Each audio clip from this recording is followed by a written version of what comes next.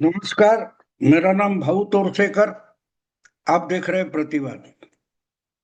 दोस्तों, मैं भविष्य ज्योतिष वगैरह चीजें मानता नहीं हूं। इसका मतलब वो गलत है ऐसा भी मानता नहीं, लेकिन जो मेरी बुद्धि कहती है कि इस पर विश्वास रख के जिंदगी मत जियो, अपना काम करते रहो। फिर भी एक बात तो माननी पड़ती है कि आपके आसपास की परिस्थिति, माहौल कभी कभी हमको कुछ समझाना चाहता है, इशारे करता है, संकेत देता है कि कुछ तो अच्छा होने वाला है या कुछ तो बुरा होने वाला है। हमारे अनुभव में, हमारे एनर्जी में फर्क हो जाता है। कभी कभी हम थक जाते हैं, निराश हो जाते हैं, और कभी कभी बहुत उत्साहित हो जाते हैं। तो सोचना पड़ता है कि माहौल क्या है, ऐसी क्या परिस्थिति है, ये देखकर चलना पड़ता है। और ये इशारे कहां से आते हैं पता नहीं, लेकिन आते तो है। पिछले 10-15 दिन से मैं जितना बंगाल के विधानसभा चुनाव पर वीडियो बना रहा हूं या विश्लेषण कर रहा हूं, या तो मेरे दोस्त जो हिंदी भाषिक है, यूट्यूबर है, उनके साथ भी कम से कम 12-14 वीडियो मैंने पॉडकास्ट बनाए।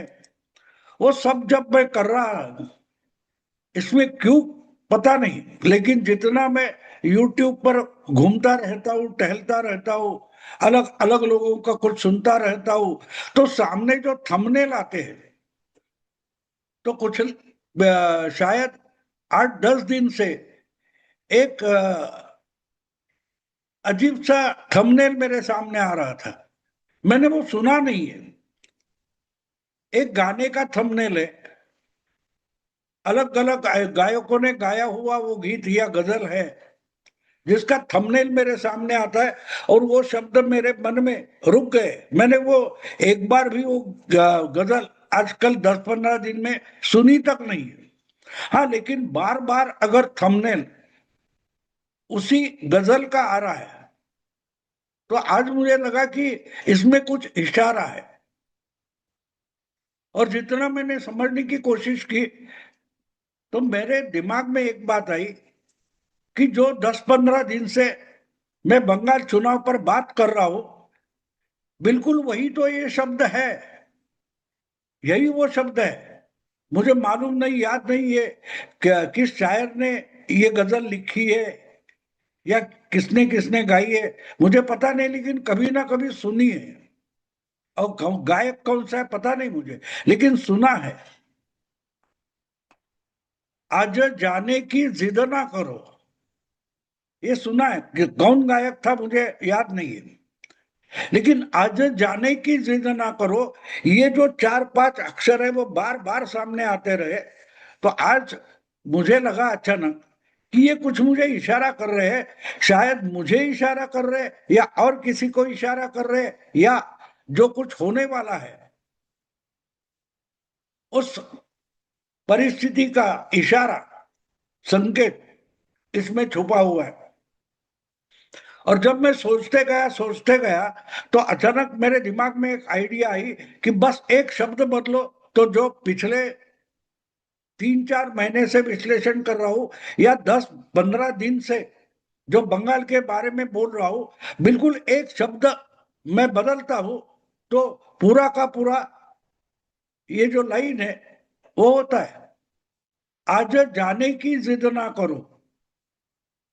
तो अगर आज की जगह हार जाने की जिद ना करो, यानी जानबूझकर हारने की जिद तुम मत करो, ऐसा उसका मतलब हो जाता है। और जब ये हार शब्द मैंने रिप्लेस किया, तो मेरी समझ में आया कि पिछले कुछ दिनों से, कुछ महीनों से मैं बिल्कुल वही विश्लेषण करते हुए ममता दीदी को शायद समझा रहा था कि तुम हार जाने की जिद ना करो, तुम हारने वाली हो। जिस रास्ते पर चल पड़ी हो, जो कुछ कर रही हो, वो हर दिन तुम्हारी हार निश्चित करते जा रही है।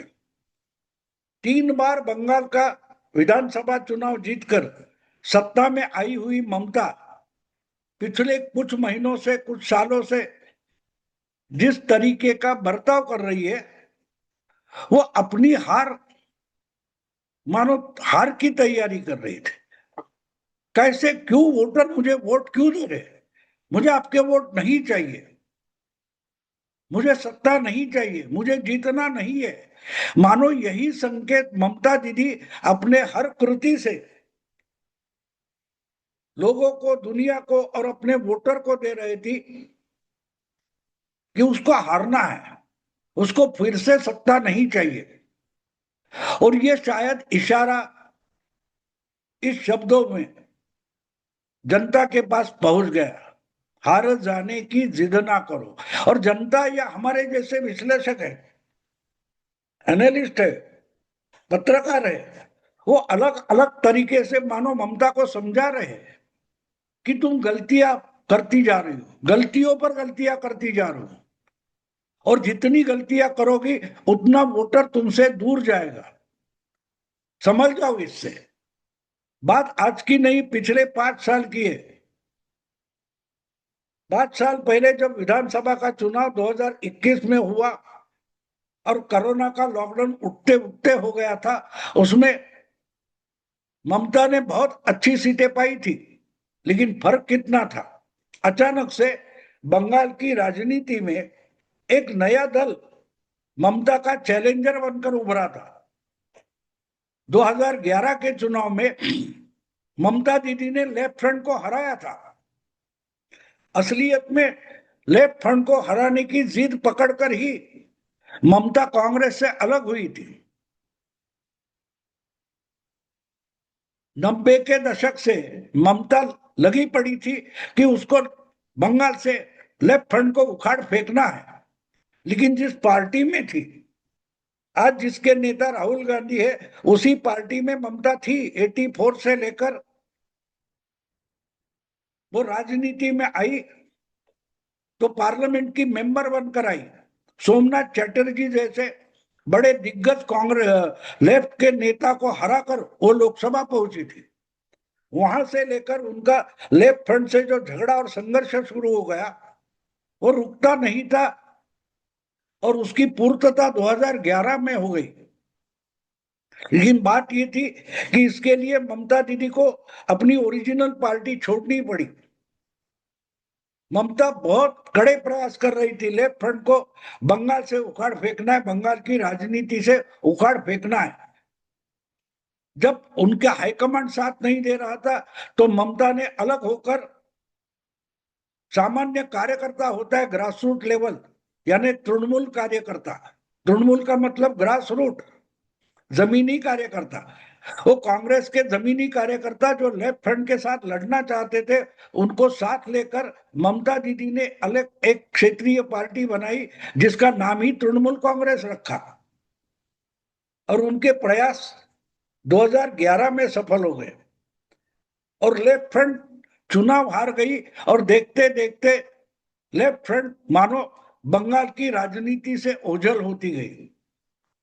30 साल जिसको हराकर लेफ्ट फ्रंट बंगाल की सत्ता हासिल कर रही थी, उसी कांग्रेस से भी लेफ्ट फ्रंट को हाथ मिलाना पड़ा ममता को हराने के लिए। और दोनों आहिस्ते आहिस्ते इतने ओझल हो गए कि ममता के सामने कोई चैलेंजर बचा ही नहीं। ऐसे में देश की राजनीति बदल रही थी और 2014 में बीजेपी की लीडरशिप बदली, देश की राजनीति बदली। नरेंद्र मोदी 8 लोकसभा चुनाव के बाद सिंगल पार्टी मेजोरिटी लेकर देश के प्रधानमंत्री बने। उस वक्त बंगाल में बीजेपी का कोई ठाव ठिकाना नहीं था।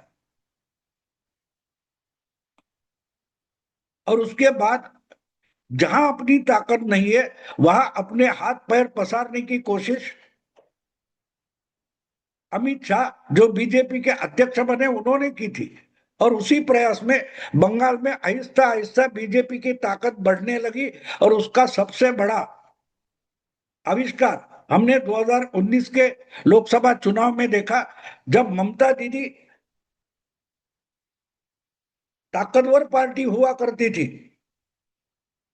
उनके 32 एमपी थे, उनको हटाकर बीजेपी 18 एमपी चुनकर लाई और 2021 के चुनाव में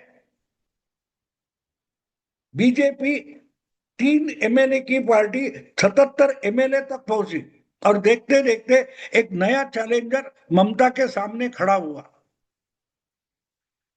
लेकिन ममता ये चैलेंजर को समझ नहीं पाई।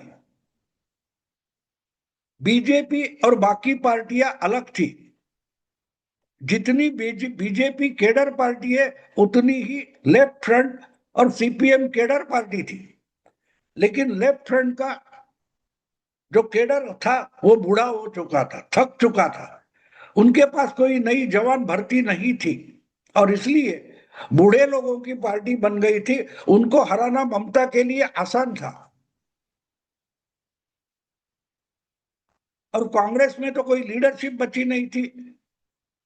तो 2011 के बाद आहिस्ता आहिस्ता बंगाल में मानो ममता को कोई चैलेंज बचा नहीं, लेकिन 2021 आते आते एक बड़ा चैलेंज खड़ा हो गया जिसका नाम था बीजेपी।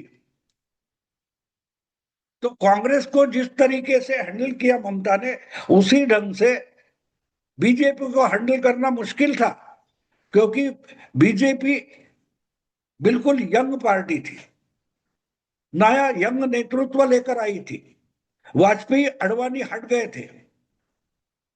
मोदी शाह जैसे ताजा खून वाले और बड़ी एम्बिशन रखने वाले नेता बीजेपी के टॉप मोस्ट नेता बन गए थे और देश के हर राज्य में, हर कोने में उनको अपनी पार्टी मजबूती से खड़ी करनी थी। जब ऐसे कुछ कोई नेता और कार्यकर्ता खड़े हो जाते हैं तब सिंहासन पर बैठे राजा के लिए बड़ा चैलेंज हो जाता है। और इसलिए ममता को जानना चाहिए था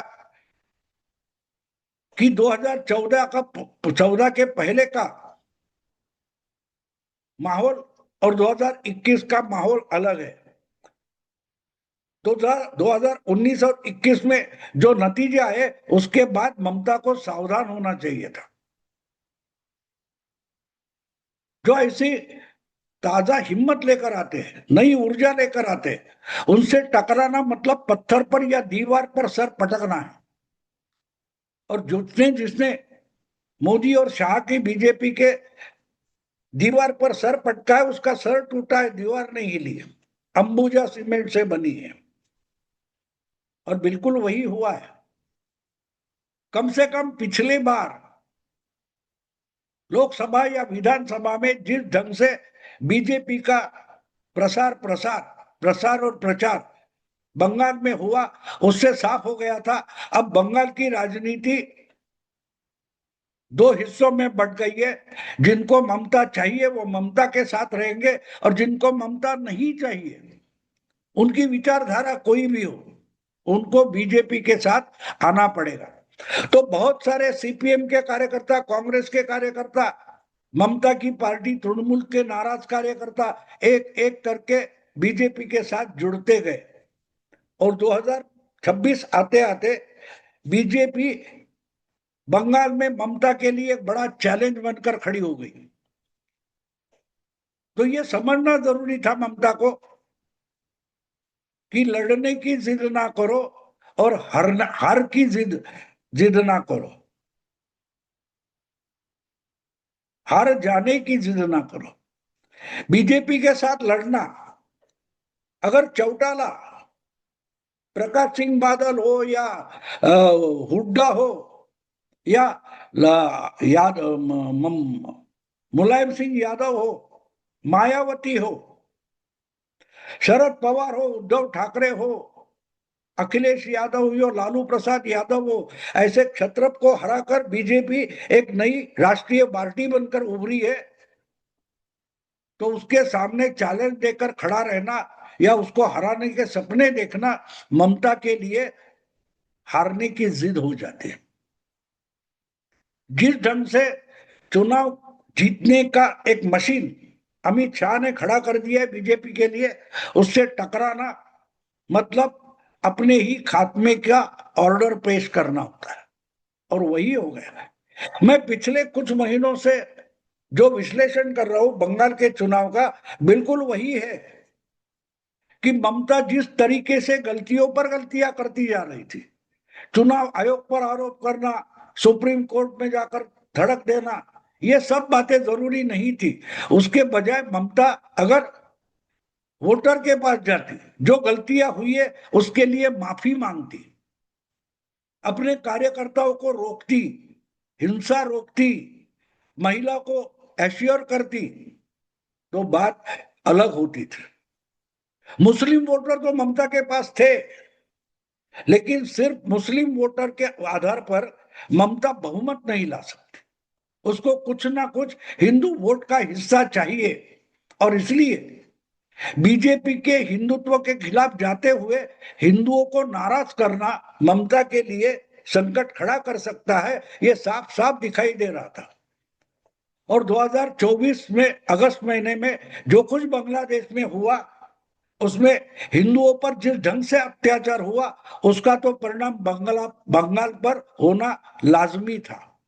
और उससे विचलित हो गया हिंदू वोटर ज्यादा से ज्यादा ममता को छोड़कर बीजेपी के साथ चला जाएगा, यह समझने के लिए कोई बड़ा ज्ञानी होने की जरूरत नहीं थी। लेकिन फिर भी ममता मुस्लिमों का लांगुल चालन पिछले 2 साल से करती रही और हिंदुओं को डराती रही। कल परसों तक वही ममता हिंदुओं को डरा रही थी, अगर बीच की दीवार बनकर मैं खड़ी हूं, अगर मैं हट गई तो दूसरी जमात यानी मुस्लिम हिंदुओं को खा जाएंगे। समझ रहा? इसको बोलते हैं हार जाने की जिद। ममता मानो अपने अपयश के लिए प्रार्थना कर रही थी, मन्नत मांग रही थी। और वही तो मैं पिछले कुछ महीनों से बता रहा हूं। और जब ये थंबनेल बार बार मेरे कंप्यूटर के स्क्रीन पर आने लगा, आज जाने की जिद ना करो, तो आज जाने की आज के जगह हार लगाया, तो बिल्कुल जो दिमाग में चल रहा है वो होते हुए दिखाई दे रहा है। मैं वही तो बोल रहा हूं, ममता हारने वाली है, ये मैं देख रहा था।